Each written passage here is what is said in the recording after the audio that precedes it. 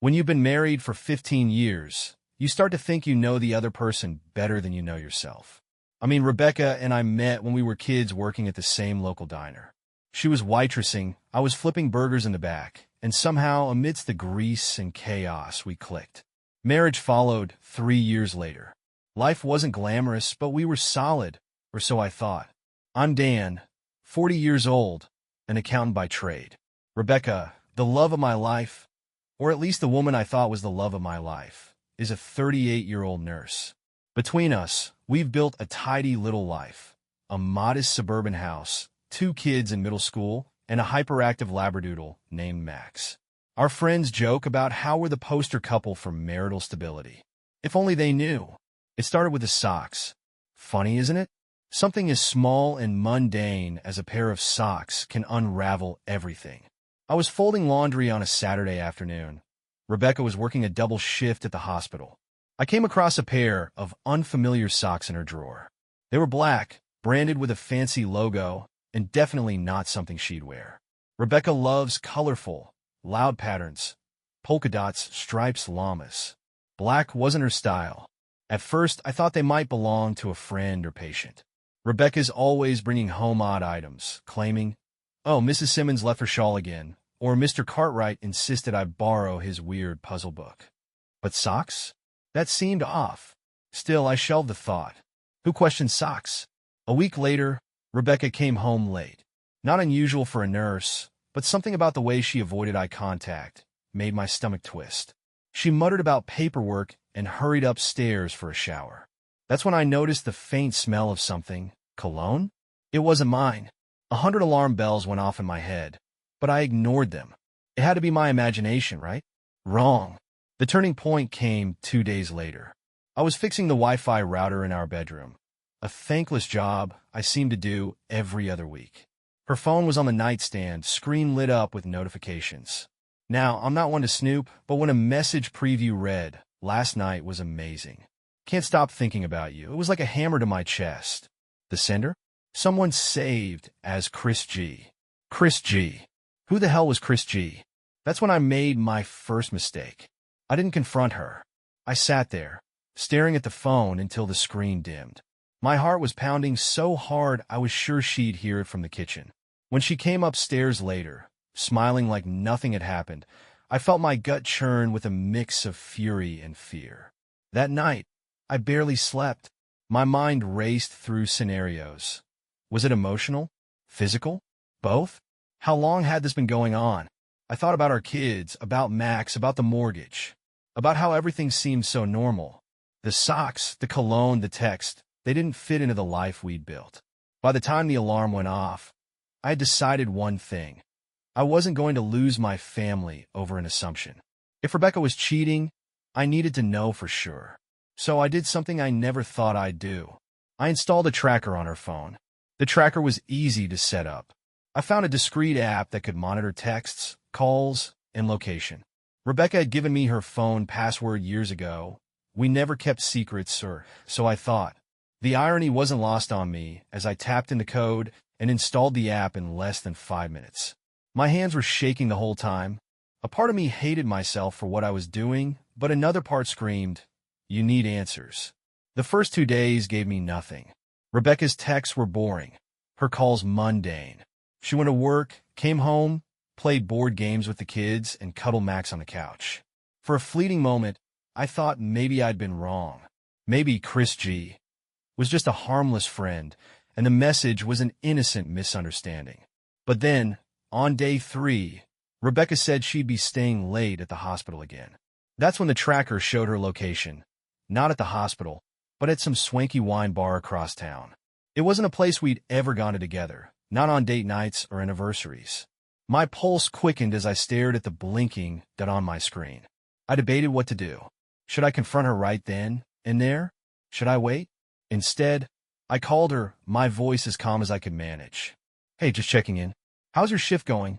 She hesitated. "Busy. A lot of patients tonight," she replied, her voice tinged with what I can only describe as guilt. I clenched the phone. "Hang in there.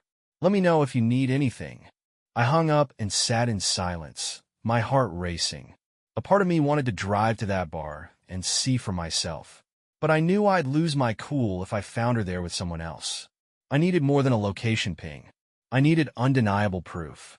The next day, I took the tracker a step further. I ordered a mini camera online, one of those tiny, wireless devices disguised as a USB charger.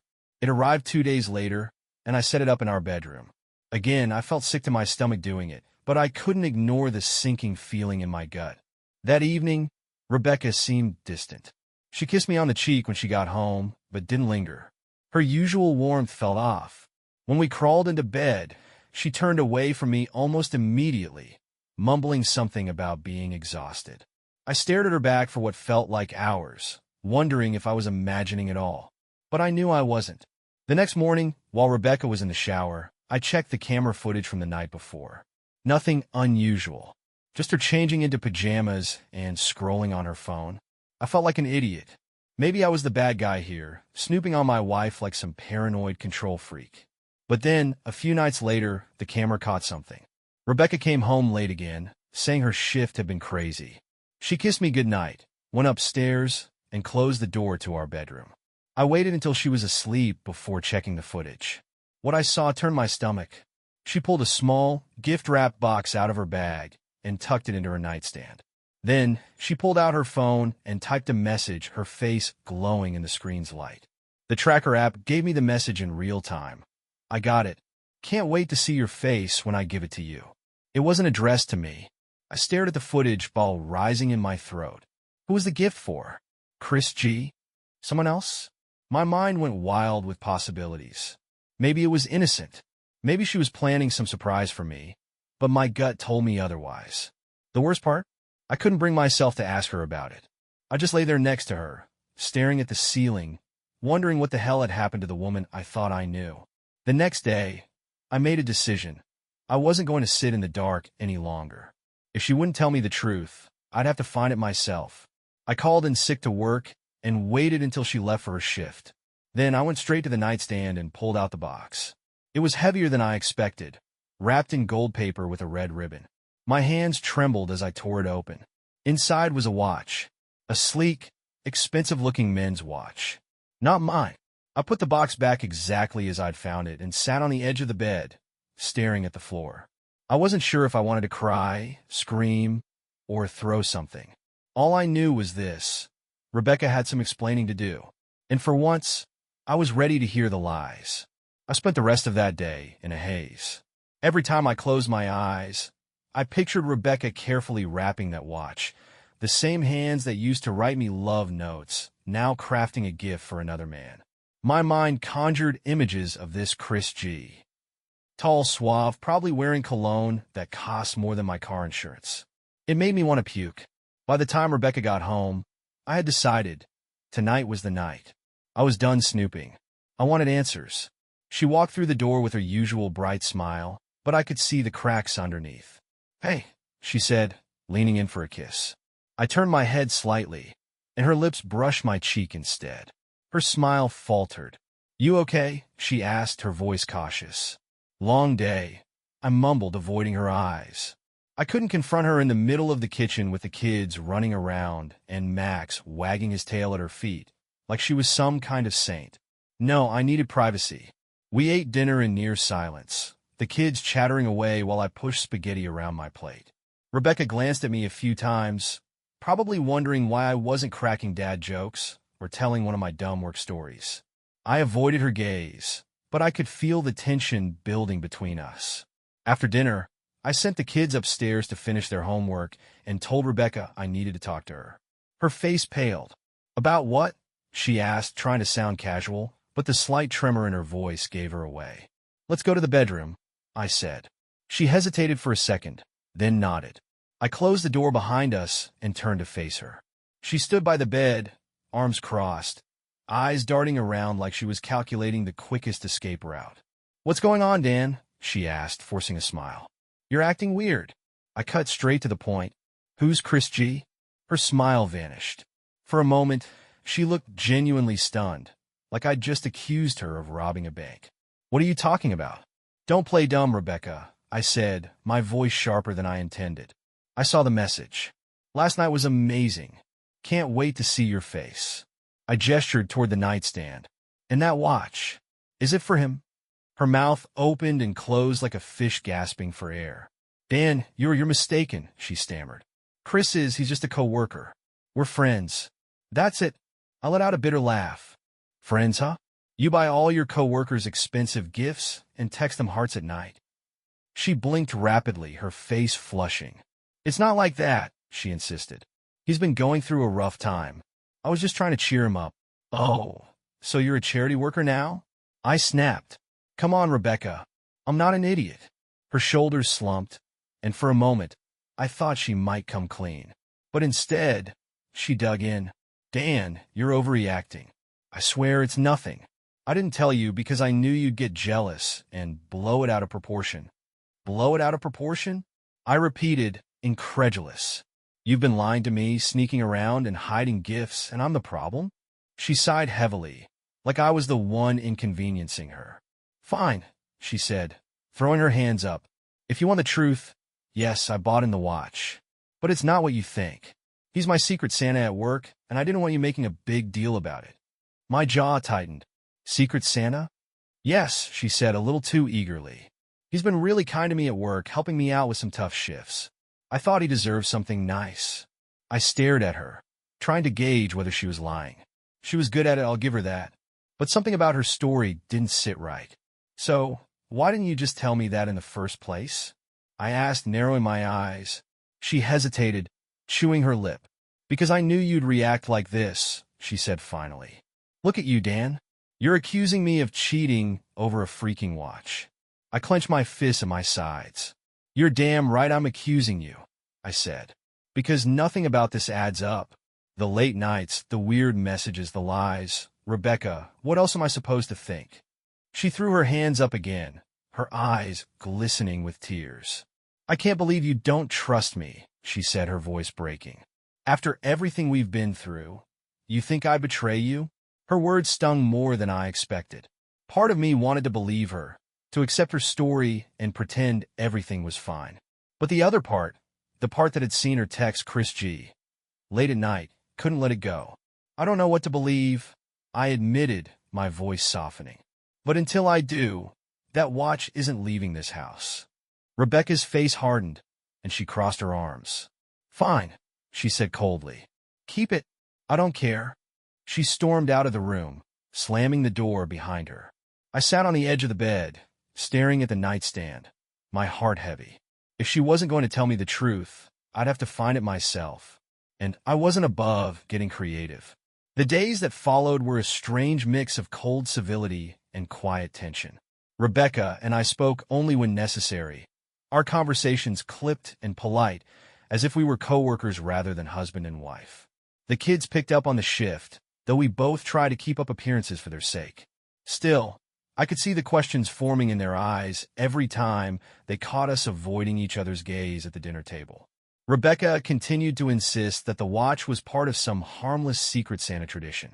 She didn't bring it up again unless I did, and when I did, she'd roll her eyes and accuse me of being paranoid. I wasn't buying it. Secret Santa gifts were candles or novelty socks, not sleek, expensive men's watches. I couldn't let it go. I needed answers, and I was determined to get them. The first clue came on a Wednesday evening. Rebecca had left for work early, claiming she'd picked up an extra shift. I was scrolling through the tracker app, more out of frustration than any real expectation of catching her in a lie.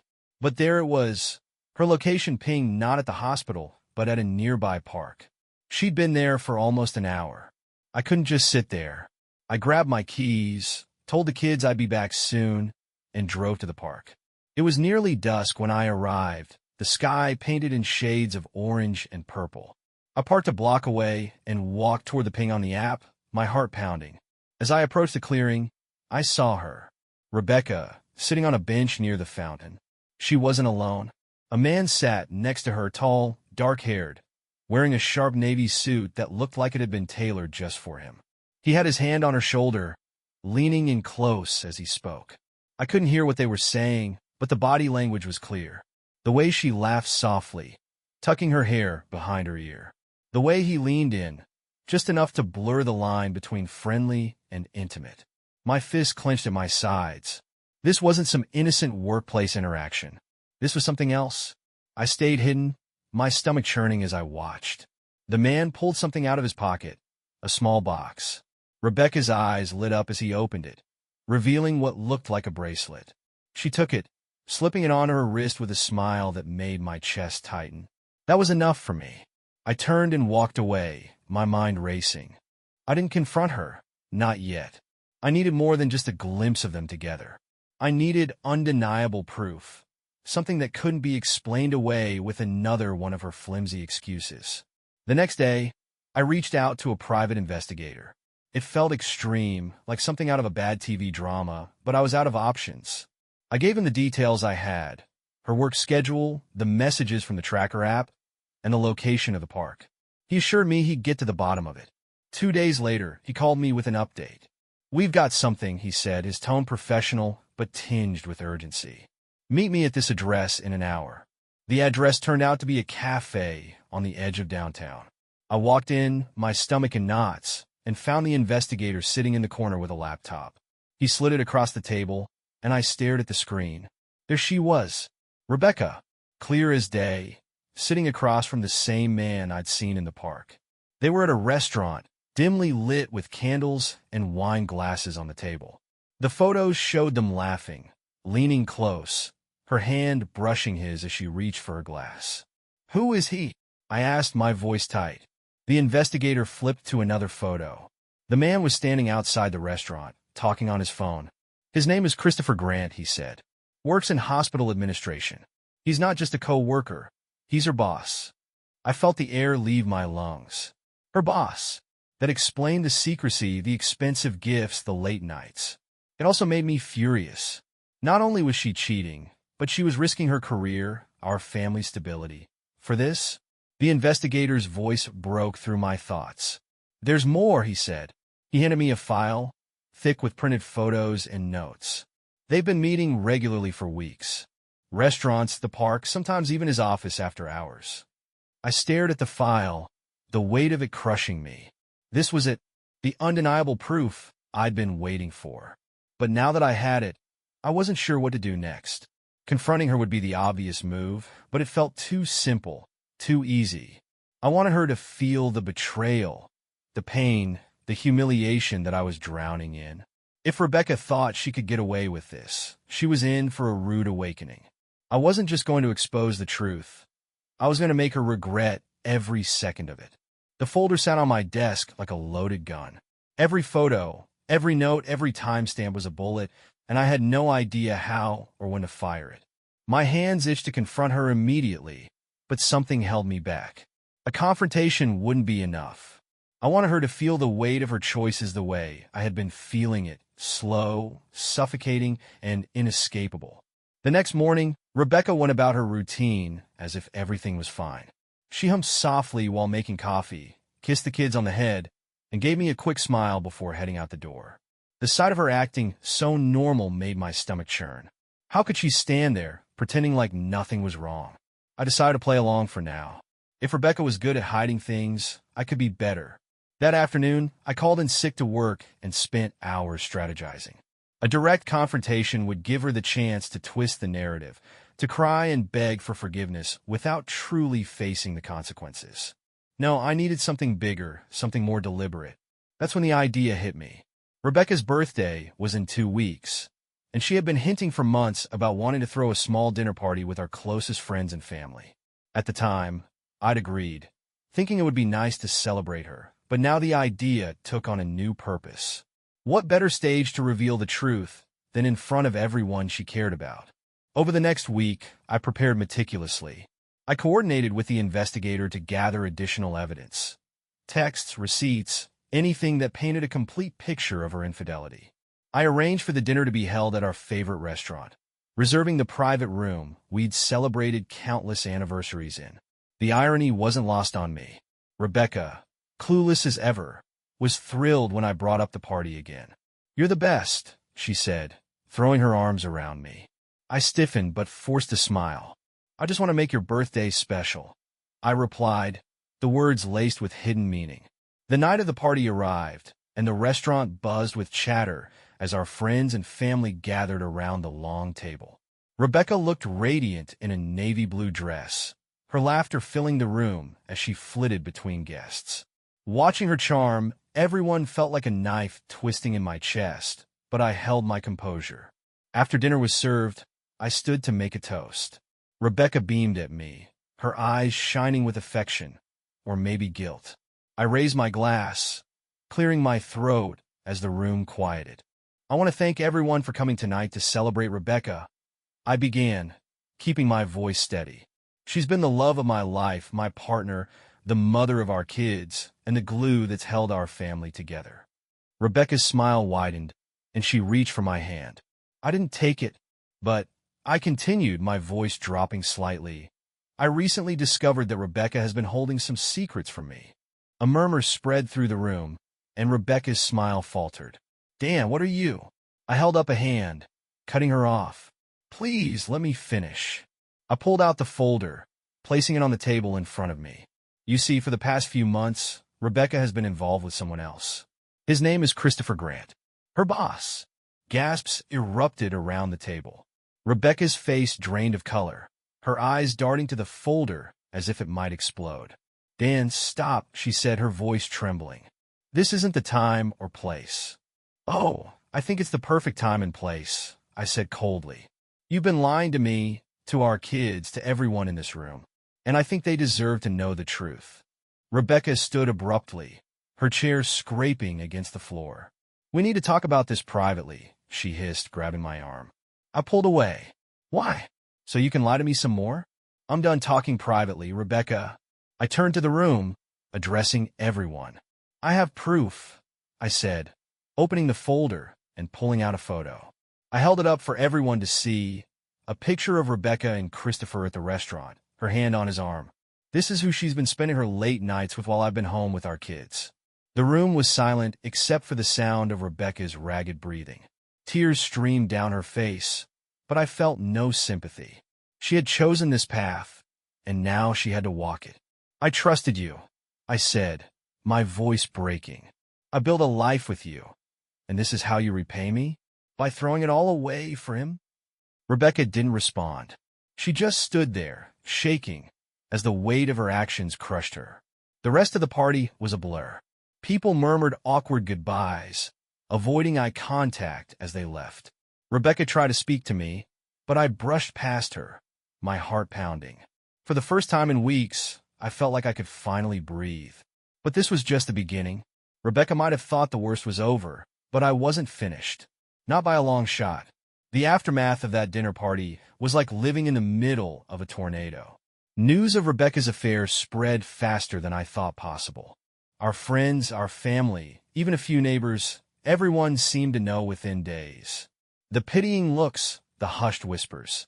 They were a constant reminder of the humiliation she'd caused for both of us. Rebecca, for her part, spent the first few days trying to apologize. She'd call, text, leave voicemails filled with teary pleas for forgiveness. She even wrote a letter, yes, an actual handwritten letter, left on my nightstand one evening while I was at work. I didn't read it. I shoved it into a drawer with the rest of the mess she'd created.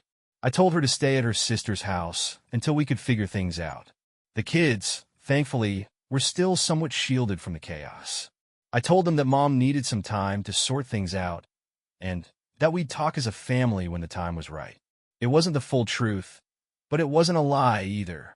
But here's the thing. Her betrayal wasn't just a wrecking ball to our marriage. It was also the spark that lit a fire in me. I wasn't just going to sit around and let her mistake define me. No, I was going to take control of this mess and turn it into something that would make her, and that smug, tailored suit-wearing Christopher, regret every decision they'd made. The first step of my plan? To make Rebecca see that her shiny new fling wasn't the glamorous escape she thought it was. It started with a little research. The investigator had already given me a solid foundation. Christopher Grant, hospital administrator, divorced with no kids, and a reputation for mentoring attractive female employees. A quick dig into his social media revealed the rest. He liked flashy cars, fine dining, and posting smug selfies with captions like, "Another hard day at the office." I decided to test his patience. Using a fake email account, I created a burner identity as an anonymous hospital staff member. I sent an email to Christopher's HR department, attaching one of the photos of him and Rebecca at dinner. The email was carefully worded, hinting at a potential improper relationship between an administrator and a subordinate. I made sure to emphasize that this could be a conflict of interest, especially if it affected work dynamics. Then, I sat back and waited. A week later, Rebecca called me in tears. "Dan, you have to stop," she begged. "Stop what?" I asked, feigning innocence. "Christopher's under investigation at work," she said. "They think he's taking advantage of employees." "Well," I said, shrugging, "maybe he shouldn't date people he supervises." "You're ruining his career," she hissed. I couldn't help but laugh. "Rebecca, he ruined his own career the moment he decided to have dinner dates with someone else's wife." She didn't have a response for that. She hung up, and I didn't hear from her for a few days. The next phase of my plan required some creativity. I knew Rebecca relied on her social circle. Her work friends, our mutual friends, the PTA moms. They were her support system, and as much as I hated to admit it, they were mostly oblivious to the reality of what she'd done. She was too good at playing the victim, spinning her version of the story before I could tell mine. So I started telling mine, quietly, strategically. At our daughter's soccer game, when one of the PTA moms asked if Rebecca was okay, I said, "She's staying with her sister for now. Things are complicated." Then I added, just loud enough to be heard by the other moms nearby. It's hard to recover when someone breaks your trust like that.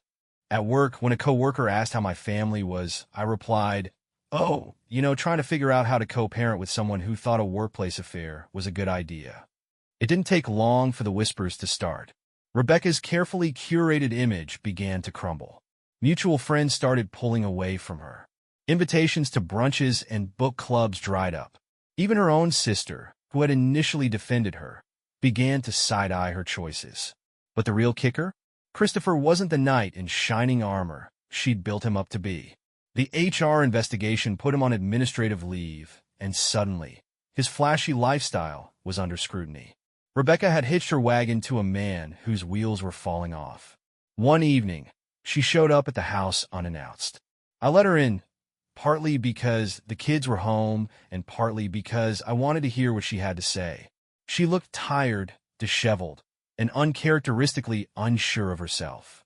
"Dan," she said, her voice shaking, "I made a mistake."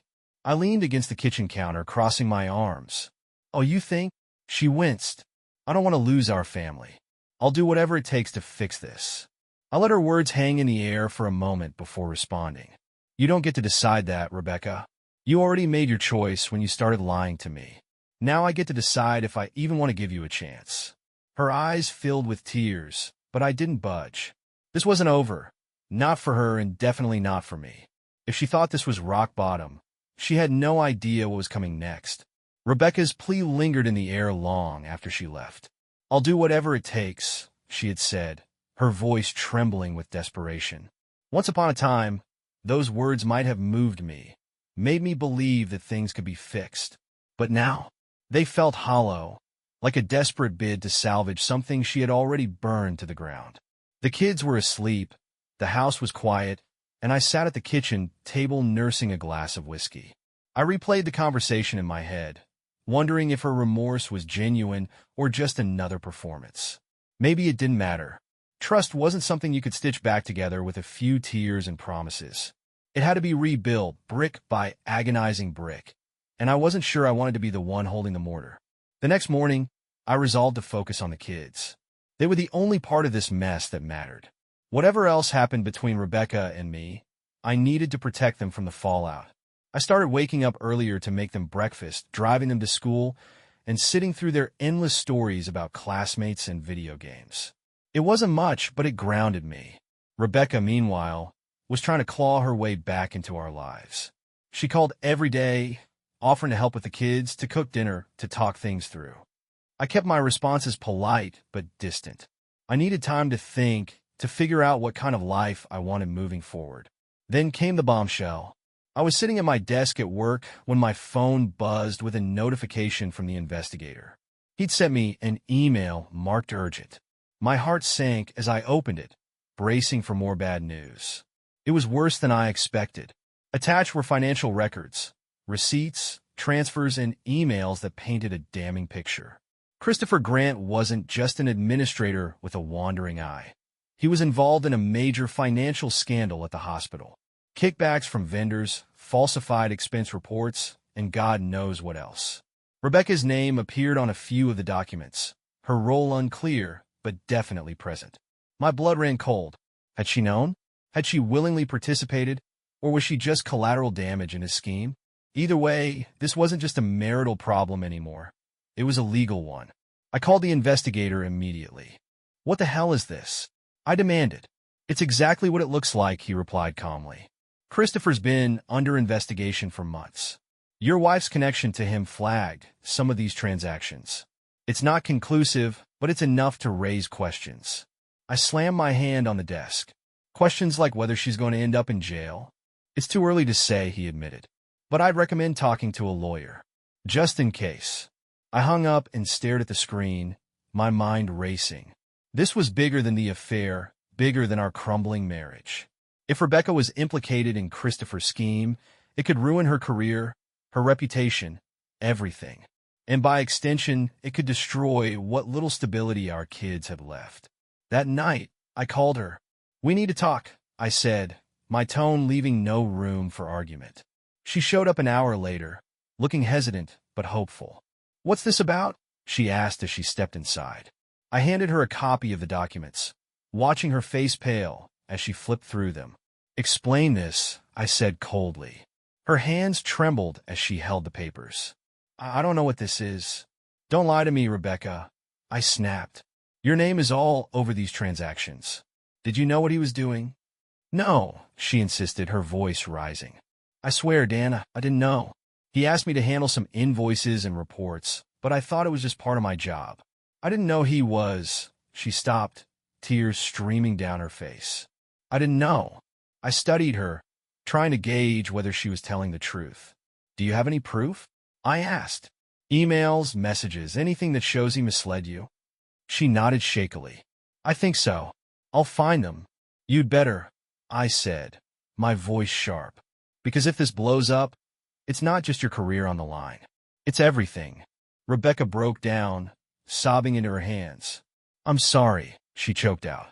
"I'm so sorry for all of this." I didn't comfort her. I couldn't. The part of me that might have done so had been shattered long ago.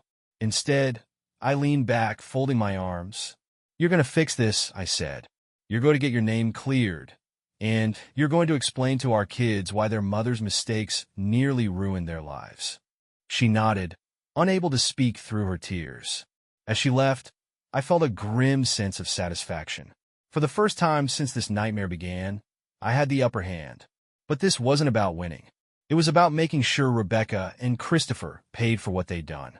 Over the next few days, Rebecca plunged into damage control mode. She worked tirelessly to gather emails, receipts, and anything else that could prove she was just a pawn in Christopher's scheme.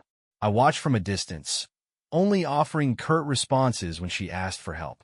Part of me wanted to believe her, that she was just another victim of his manipulation. But trust wasn't something she could earn back with words. It would take actions, big ones.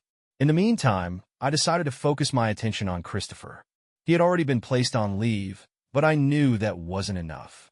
The man had not only wrecked my marriage, but also endangered Rebecca's career and our family's stability. He deserved more than a slap on the wrist. That's when an idea hit me. Something bold, something dangerous. It was time to flip the script. Using some information from the investigator's report, I created an anonymous tip for the media. I detailed the financial discrepancies, Christopher's involvement, and how Rebecca had been unwittingly dragged into the mess. I even included some of the photos of him and Rebecca together, painting a picture of a man who abused his position of power both financially and romantically.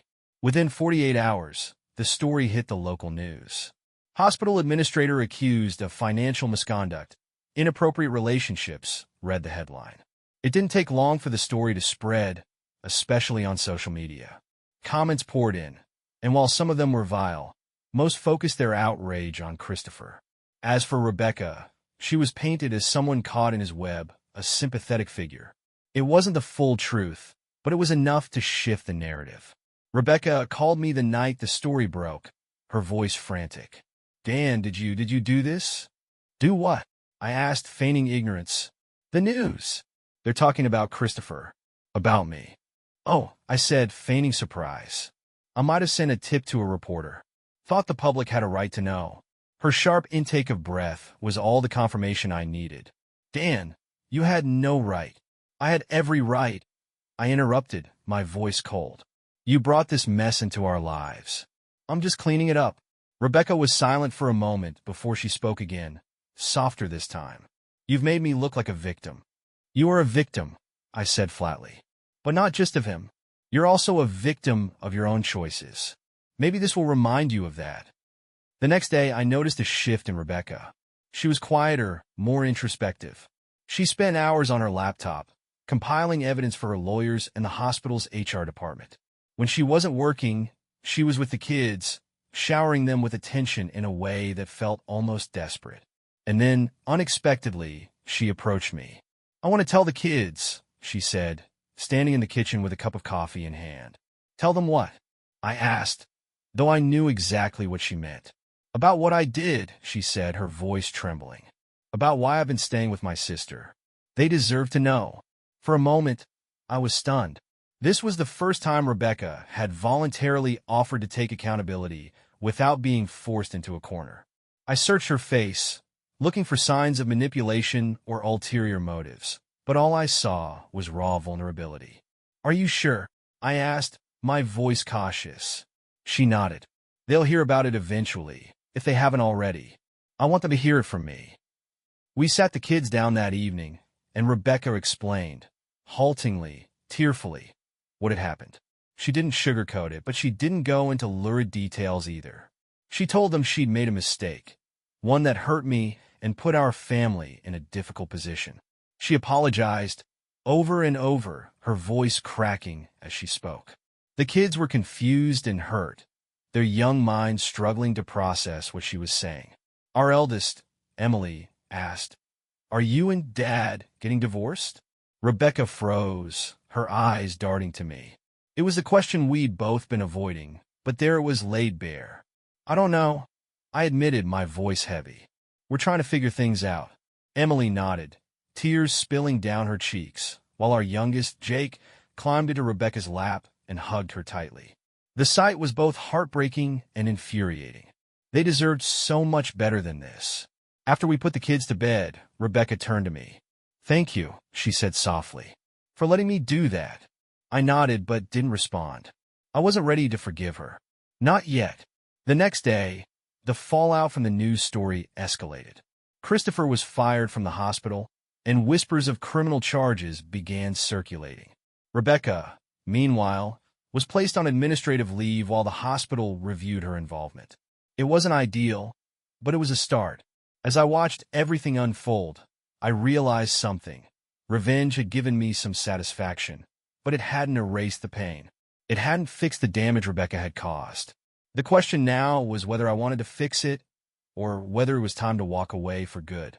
The days after Rebecca's confession to the kids felt like walking through a fog. There were moments when I thought I could see a path forward, some way to piece together the shattered remains of our life. But then the anger would creep back in, suffocating any glimmer of hope. The betrayal wasn't just an act. It was a fracture in the foundation of everything we'd built. Rebecca stayed at her sister's house, which gave me space to think. I immersed myself in work and the kids, trying to create some semblance of normalcy. But every night, after they were asleep and the house was quiet, the thoughts came rushing back. Could I ever trust her again? Did I even want to try? Meanwhile, the fallout from the news story reached a boiling point. Christopher's firing made headlines, and rumors swirled about impending charges for fraud and embezzlement. His reputation was in tatters, and Rebecca's name, while tangentially connected, was still whispered in the same breath. Every day, I braced myself for another call from her, panicked or tearful or both. Instead, something surprising happened. She stopped calling. At first, I thought it was a tactic, some kind of reverse psychology to get me to chase her. But as the days stretched into a week, I realized Rebecca was genuinely pulling back. She was giving me space, maybe for the first time since this nightmare began. Then one afternoon, a package arrived at the house. It was small, wrapped in plain brown paper, with no return address. I opened it cautiously, half expecting some dramatic gesture from Rebecca. But inside was a single object, the watch. The same expensive watch I'd found in her drawer, the one meant for Christopher. Except now, there was a note attached. I can't change what I've done, but I don't want this anymore. Do whatever you want with it. I'm sorry. I stared at the watch, its shiny face mocking me from the box. I didn't know what to feel, anger, pity, or some twisted sense of vindication. For months, it had symbolized everything that was wrong in my marriage. Now, it was just a watch. Later that evening, I tossed it into a drawer and forgot about it. The next morning, I received a call from Rebecca. "I need your help," she said, her voice hesitant. "With what?" I asked warily. "I need to meet with the hospital's HR department," she explained. "They're reviewing the documents I sent, but they want to talk to me in person. I thought maybe you could come with me." "Why would I do that?" I asked, bitterness seeping into my voice. "This is your mess, Rebecca." "I know," she said quickly, "but I'm trying to fix it. I don't think I can face it alone." I almost said no. Every fiber of my being wanted to tell her to deal with it on her own. But then I thought about the kids, about what it would mean if Rebecca lost her job or worse. As much as I hated to admit it, her downfall would ripple through our entire family. And despite everything, I didn't want that for her, or for the kids. "Fine," I said finally. "I'll go. But don't expect me to defend you." Rebecca exhaled a shaky breath. "Thank you." The meeting was tense. HR grilled Rebecca about her involvement with Christopher, asking pointed questions about specific transactions and whether she knew they were fraudulent. She answered as honestly as she could, occasionally glancing at me as if for reassurance. I kept my expression neutral, refusing to let her off the hook. When the meeting ended, HR informed her that they would continue their investigation, but had no plans to terminate her. Yet, it was a small victory, but it didn't feel like one. In the car afterward, Rebecca turned to me. "I meant it," she said softly. "Meant what?" "That I'll do whatever it takes to fix this," she said, her voice trembling. "Not just with the hospital. With us. With the kids." I gripped the steering wheel tightly, staring straight ahead. "You don't get to decide that, Rebecca. You've already made your choices." "I know," she said, "but I'm still going to try." We drove the rest of the way in silence, the weight of her words hanging between us. That night, I found myself pacing the living room, replaying the day's events. For the first time, I felt a flicker of something I hadn't allowed myself to feel in months. Hope. It wasn't strong or steady, but it was there, buried beneath layers of anger and hurt. The next morning, I called Rebecca. "If you're serious about fixing things," I said, "we need rules." "Okay," she said quickly. "Anything." "Counseling," I said. "You and me. Separate and together. And I want transparency. No secrets, no half-truths." "Done," she said without hesitation. "And don't think this means I've forgiven you," I added. "This is just a step." "I understand," she said, her voice barely above a whisper. After I hung up, I sat back and exhaled deeply. This wasn't forgiveness. It wasn't even reconciliation. But it was a start. For the first time, I felt like I wasn't just reacting to her betrayal. I was reclaiming control of my life, and maybe, just maybe, of our future. Setting rules was easy. Following them was an entirely different beast. Rebecca and I started counseling, both individually and as a couple, and it was as awkward and uncomfortable as you'd expect. Sitting across from someone who'd torn your life apart, trying to untangle years of shared history, while a stranger with a notepad probed into your darkest feelings? Yeah, not exactly a fun time. Our counselor, a soft-spoken woman named Dr. Carver, had this unnerving way of pausing after every sentence, letting the silence stretch until one of us cracked. It was almost always Rebecca. She'd start talking, her voice low and hesitant, stumbling over apologies and explanations that never felt like enough. I didn't feel seen," she said during one session, her eyes fixed on the carpet. "I know that's not an excuse, but I was drowning, and Christopher made me feel like I mattered. I wanted to lash out, to remind her of every time I'd bent over backward to support her, to show her she mattered. But Dr. Carver gave me one of her patented don't react yet looks, so I bit my tongue. Dan, she prompted. How does that make you feel? Angry, I admitted, because she wasn't drowning alone. I was there too, trying to hold everything together while she... I stopped, my jaw tightening. She found someone else to lean on. Rebecca looked up at me, her face a mix of guilt and sorrow. I know I hurt you, she said softly. I can't take that back. But I'm here now. I'm trying. That word felt so hollow. But at least she was showing up, and for now, that had to be enough. Outside of counseling, life marched on. The kids adjusted to the new normal, though I could see the strain it was putting on them. Emily, our eldest, had started asking pointed questions. Are you and Mom going to split up? Is this because of what she did? I didn't sugarcoat my answers. We're figuring it out, I told her. It's going to take time. Jake, on the other hand, clung to both of us in a way he never had before. He'd crawl into bed with me some nights, his small body curled against mine like he was afraid I might disappear too. It broke my heart. Rebecca tried harder with the kids, making time for movie nights and baking sessions that filled the house with the smell of cookies and laughter. I watched from the sidelines, trying not to let my bitterness overshadow their happiness. Whatever I felt about her, she was still their mother. They needed her. Then a new twist in the saga. Christopher Grant was arrested. The news came out of nowhere, a headline on my phone one afternoon. Former hospital administrator charged with embezzlement fraud. The article detailed his scheme in nauseating detail. Kickbacks, falsified invoices, and even a slush fund he'd used for personal expenses. Rebecca's name wasn't mentioned, but I knew it wouldn't take long for people to connect the dots. She called me the moment she found out. Dan, I didn't know it was this bad, she said, her voice shaking. I swear. I believed her. Christopher's downfall had been spectacular, and there was no way Rebecca had the cunning or the recklessness to be a willing accomplice in something this big.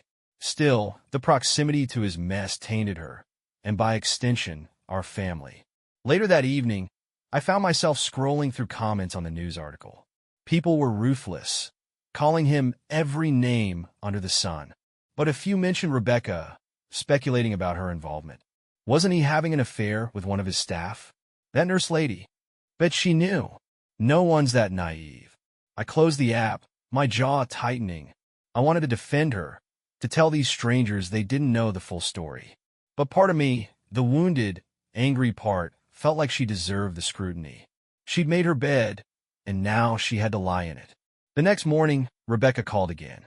HR wants me to come in tomorrow, she said. They're wrapping up the investigation, and they want to talk about my role. Do you need me to come with you? I asked, surprised at the offer even as the words left my mouth. I think I'll be okay, she said hesitantly. But thank you. For the first time, I heard something in her voice that hadn't been there before. Self-reliance. Maybe the past few months had taught her something after all. The meeting went better than expected. Rebecca was officially cleared of any wrongdoing, though she was given a stern warning about maintaining professional boundaries in the future. She called me afterward, her relief palpable. They believed me, she said, her voice breaking. I didn't realize how much I needed to hear that. That's good, I said, keeping my tone neutral. Now maybe you can start moving forward. Maybe we can, she replied, her words laced with hope. I didn't respond. I wasn't sure I was ready to include myself in that we. That night, I lay in bed, staring at the ceiling. Rebecca's words echoed in my mind, mingling with the memories of our life before everything fell apart. I didn't know if we could ever get back to that place, or if I even wanted to. But for the first time in months, the thought didn't fill me with dread. It filled me with something else. Possibility. Possibility is a dangerous thing. It sneaks into the cracks of your anger, whispering that maybe, just maybe, there's still something worth saving. It wasn't forgiveness. Not yet. But it was enough to make me consider the smallest steps forward, even if I wasn't entirely sure I wanted to. Rebecca's clearing by HR shifted something between us. She began coming around more often, not just to see the kids, but to help out with dinner, laundry, or the 100 little things that had fallen to me in her absence.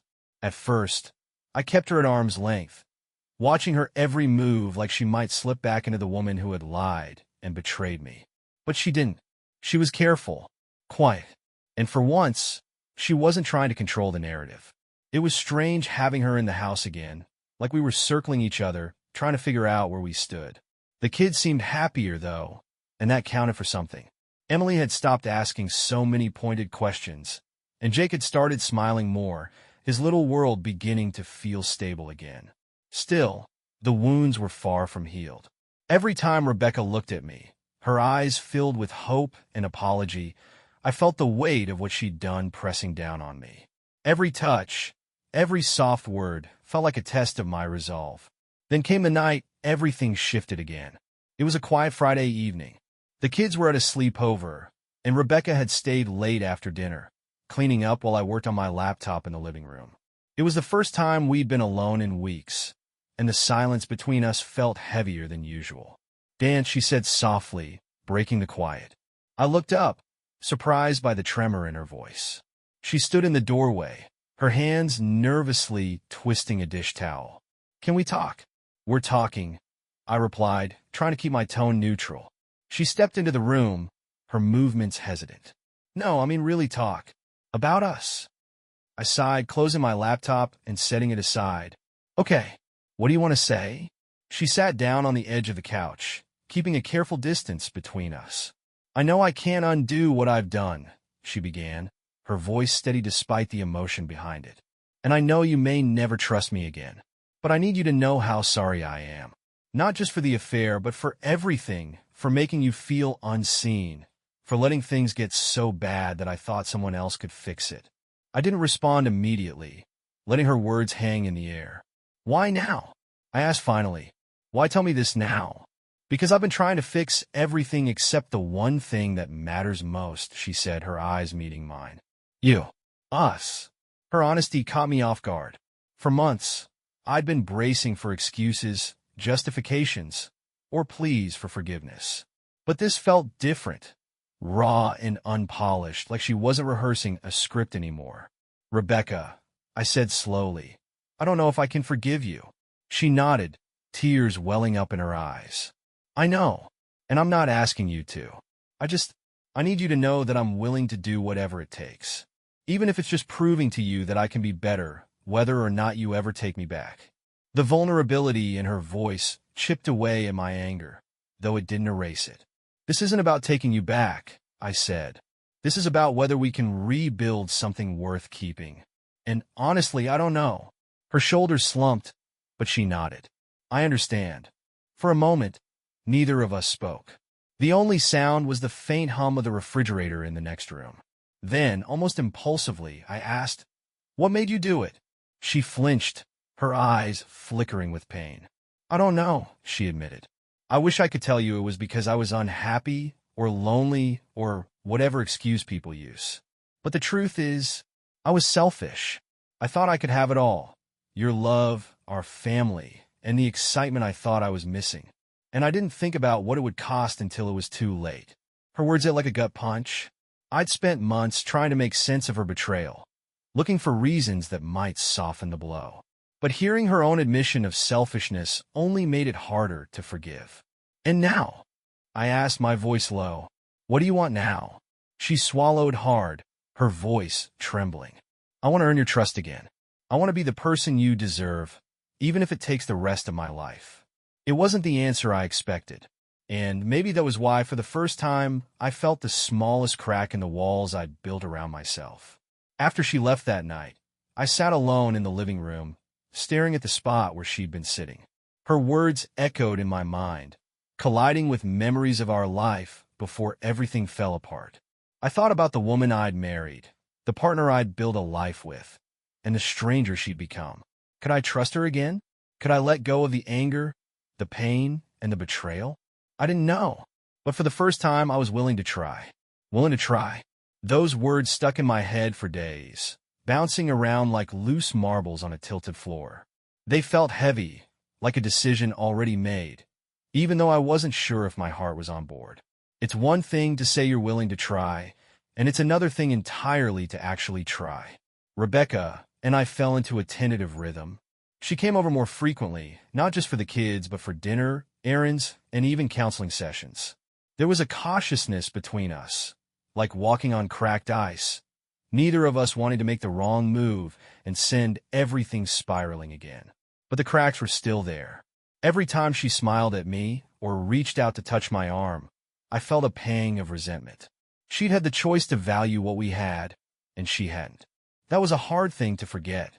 One night, as we sat in the kitchen over a shared bottle of wine, something we hadn't done in years, Rebecca surprised me. "I've been thinking about moving back in," she said cautiously, her fingers tracing the rim of her glass. "Not immediately, just eventually. I think it would be good for the kids." I stared at her, caught off guard by her boldness. "The kids?" I echoed. "Or you?" She flushed but held my gaze. "Both," she admitted, "but only if you're okay with it. I don't want to push." I leaned back in my chair, folding my arms. "Do you honestly think we're ready for that?" She hesitated, then shook her head. "No," she said softly, "but I'm willing to wait until we are. I just want you to know it's something I'd like to work toward." Her honesty was disarming. I could see she wasn't trying to manipulate me. She was just being transparent about what she wanted. It was a stark contrast to the months of secrecy and lies that had led us here. "I'll think about it," I said finally. She smiled faintly. "That's all I'm asking." Over the next few weeks, things began to shift. Rebecca started taking on more responsibility with the kids, helping with school projects, driving them to soccer practice, and even sitting through Emily's piano recitals, which had been my domain for years. She didn't ask for recognition or praise. She just showed up and did the work. I could tell the kids were warming to her again, especially Jake. He'd always been her little shadow, and now that she was trying to rebuild their bond, he clung to her like she might disappear if he let go. Watching her with them stirred something unexpected in me. For so long, I'd seen her as the villain in this story, the one who'd torn our family apart. But in those quiet moments, her laughter with Jake, the way she fussed over Emily's science project, I caught glimpses of the woman I'd fallen in love with. It didn't erase the betrayal, but it complicated the narrative I'd clung to for months. Then came the moment I hadn't been prepared for. It was a Saturday afternoon, and Rebecca and I were sitting on the porch while the kids played in the yard. She was sipping coffee, her legs tucked under her, looking more at ease than I'd seen her in a long time. "I ran into Christopher," she said suddenly, her voice careful. I stiffened. "Where?" "At the grocery store," she said. "He didn't say much, just apologized and told me he's moving out of state." I stared at her, waiting for the anger to bubble up. But instead, I felt nothing. "Good," I said simply. She nodded, her gaze distant. "I told him I was done with him, that I've been done for a long time." "Have you?" I asked, the question out before I could stop it. She looked at me, her expression pained but steady. "Yes. I haven't spoken to him since the night you found out. He doesn't matter to me anymore." I searched her face, looking for any sign of deceit, but all I saw was sincerity. For the first time, I believed her. That night, after the kids were asleep, I sat alone in the living room, the memory of our conversation playing on a loop in my mind. Rebecca had been honest in a way I hadn't expected, and it left me feeling something I hadn't allowed myself to feel in months. Relief. She was trying, really trying, and for the first time, I realized that maybe I was too. I grabbed my phone and texted her. "Let's talk about you moving back in. Not now, but soon." Her response came almost immediately. "Thank you. I'm ready whenever you are." I stared at the message, my chest tightening. This wasn't forgiveness. Not yet, but it was something close to it, a cautious step toward rebuilding what we'd lost. For the first time, the possibility of a future didn't feel like a burden. It felt like a choice. I had let her think there was hope.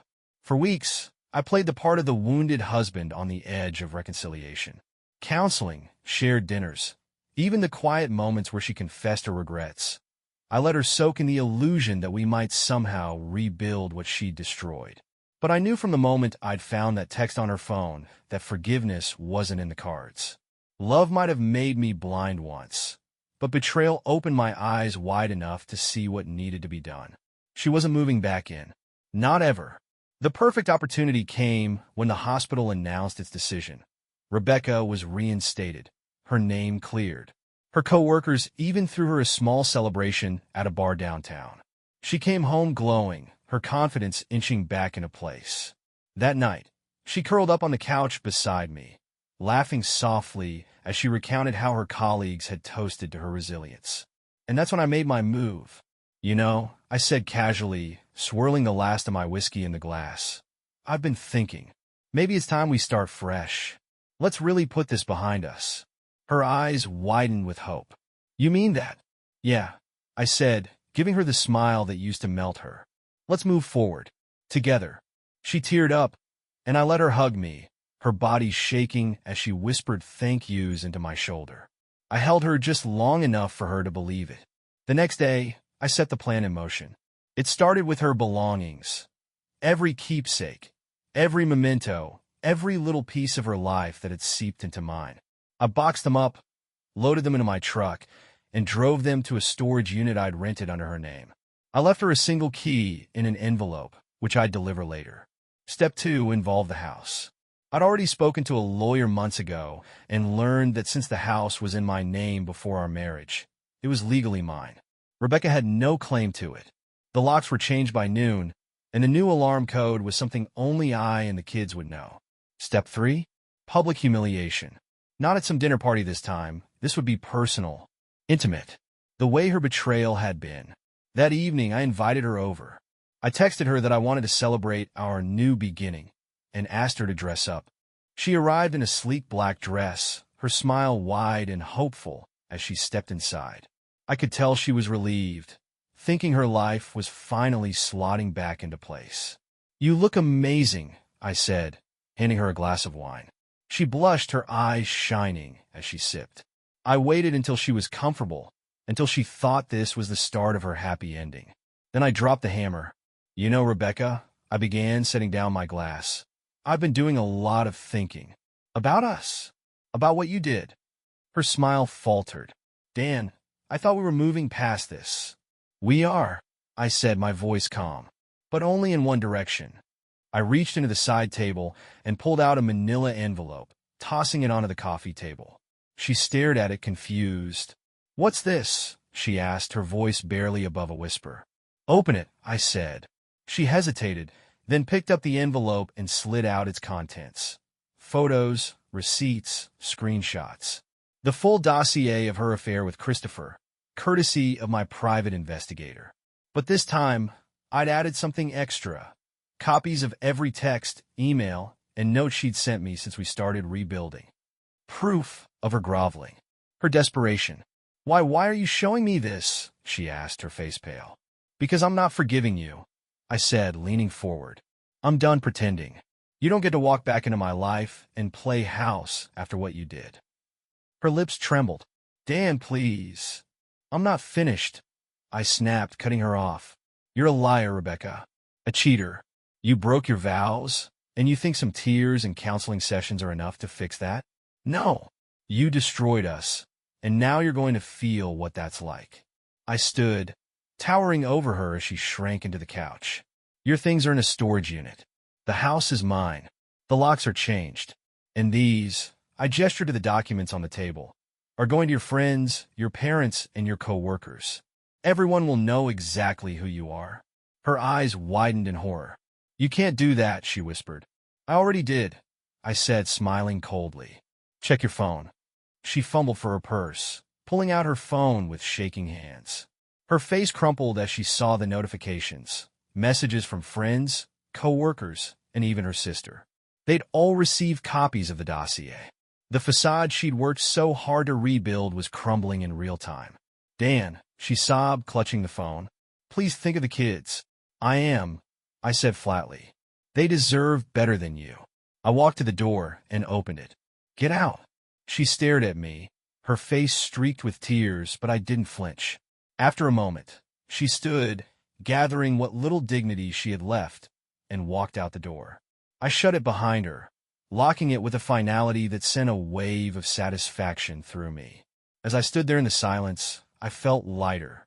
For the first time since this nightmare began, I was free. She had taken my trust, my love, and my peace of mind, but I had taken back my power.